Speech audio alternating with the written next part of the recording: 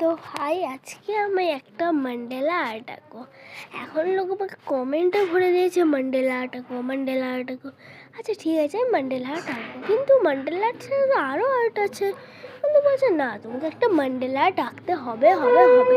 চলো এখন আমরা মান্ডালা আর্ট এঁকে ফেলি একটা, তারপর পাখির প্যারট, ঠিক আছে, আর একটা ছবি দেখে দেখি।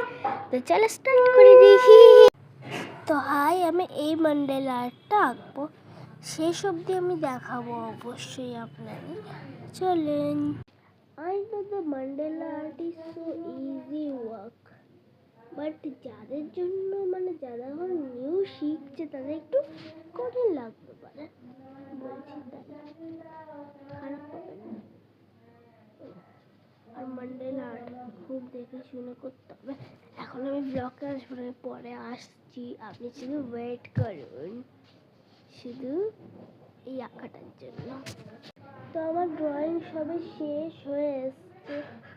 আমি শেষ বলতে ড্রয়িংটা তো দেখাবো, কালারও শেডও করবো, যেটা মেন ওটাও করবো, ট্রেস করেও আপনাকে দেখাবো।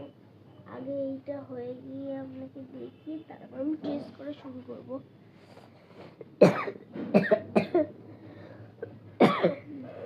তো ফাইনালি আমার ড্রয়িংটা কমপ্লিট হয়ে এসছে। তো কীরকম হয়েছে ড্রয়িংটা আপনাকে জানাবেন কমেন্টে। আর আরেকটা ড্রয়িং আছে, আর এটাই আগে দেখিয়ে দিই।